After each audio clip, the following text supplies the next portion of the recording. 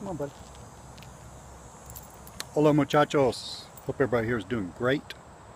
And Michael, how are you doing? Good to see you on this kind of, I wouldn't call it a show exactly. I mean, it's a scope that I do for my Karatbars team. It's completely open for anybody else who's interested in this. And I'm multitasking because I'm having an insane day. I am walking. Let's turn it around. I'm walking that little monster right there, my 70-pound puppy.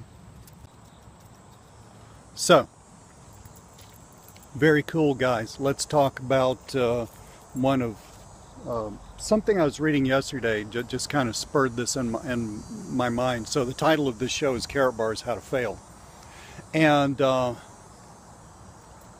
that's a little tongue-in-cheek, obviously, because you don't want to fail in stuff that you do. And this works for, or doesn't work, since we're talking about failure. What I'm going to talk about is an issue. Doesn't matter what kind of business you're doing, whether you're doing network marketing, internet marketing, basic, whether you're a salesperson, like if you are a an independent contractor, real estate agent, doesn't matter. This is the number one way to fail, and that is lack of consistency.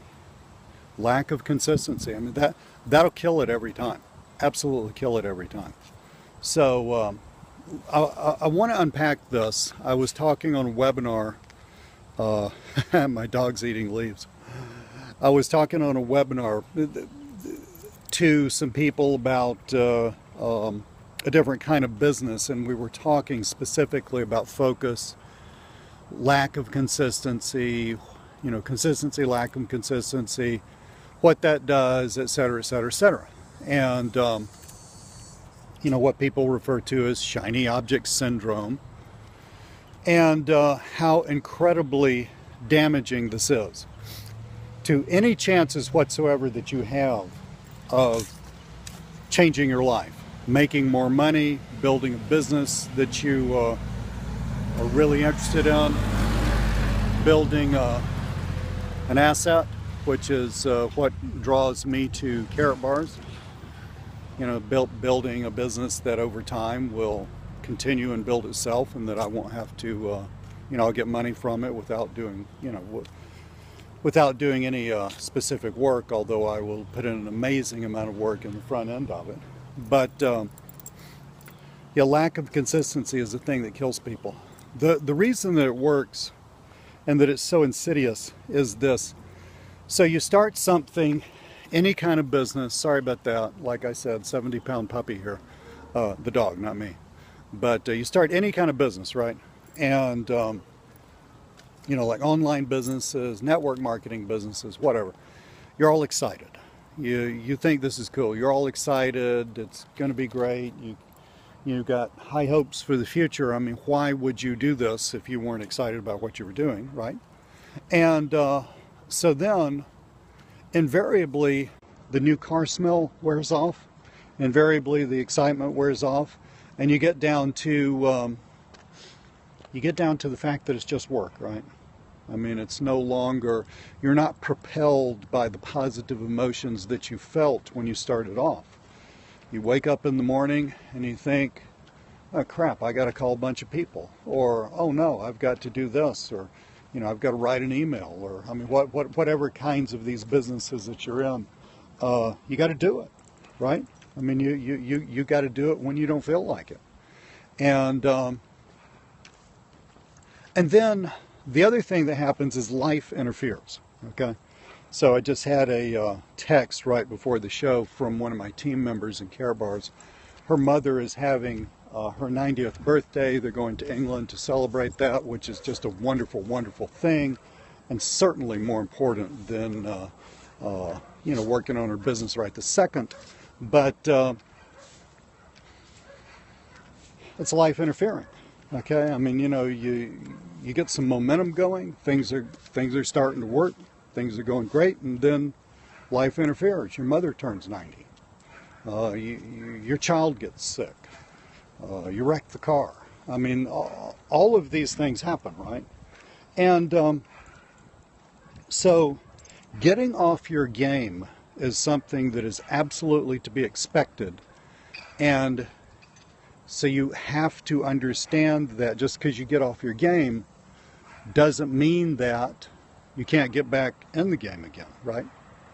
So you have to, if you really want this kind of stuff to work for you, you have to develop strategies to, I'm mixing a world of metaphors here, you have to develop strategies to get back up on the horse, okay? So you were in the game, now you're on the horse, right? So you have to develop strategies to get back up on the horse. I was on an incredibly mind-blowing call with the lady who started the team that I'm on in Karatbars. Her name is Nitsa Nakos. And she was talking about, hear that yappy dog? That's not mine. She was talking about the importance of teaching people to do something for a 30-day period. Okay?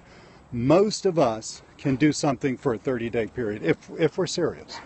But even the most serious person can't do something all year long or can't do something for 90 days or whatever. But most of us can lay out a plan and do something for 30 days. What could that plan be?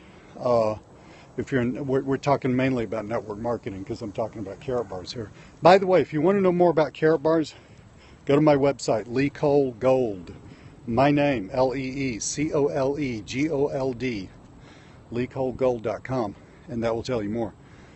But so what would you do for 30 days, okay, that would make your business move forward? Well, for 30 days, I'm going to use Twitter to reach out to people, which you can do. I use Twitter a lot, to reach out to people for 2 hours a day. For 30 days, I'm going to go to 3 network meetings per week. In other words, for a month, I'm going to go to 3 network meetings per week. All right? That's a 30-day plan.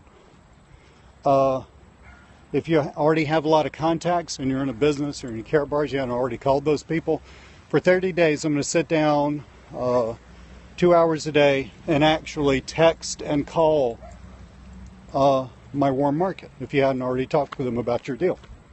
And say, anybody can do this, right? I mean, if you're a beast, you really want to knock stuff out of the park. So for 30 days, I'm going to spend 2 hours on the phone cold calling real estate agents. Why real estate agents? Because you can get their numbers really easily. They answer their phone and they're interested in money. So for 30 days, most people can do this. Now, it's not to say that, you know, in week 3 that your mom's not going to turn 90 and you're not going to, you know, child's not going to get sick and you're not going to wreck the car. I mean, again, life happens. But you can recommit to another 30 days. You must learn the skill of recommitting, is what I'm trying to say. You absolutely must learn how to get back on the horse after you get knocked off. If you don't do that, what people do instead of just sort of dusting themselves off and, you know, saying, kind of dusting themselves off and saying, okay, well, that 30-day period didn't work. I'm going to do it again. What people do is they do really stupid stuff, like they assume that it's them. They can't do it, and that's incredible because anybody can do this kind of stuff if you just put your mind to it long enough. They do things like assume it's their company, okay, which is not. And, you know, they do things like assume it's their upline. It's not your upline. Hey, it's honestly, it's in their interest, but it's not even their responsibility to live your life for you, right? You know, so people assume all this stuff, and they self-destruct, okay?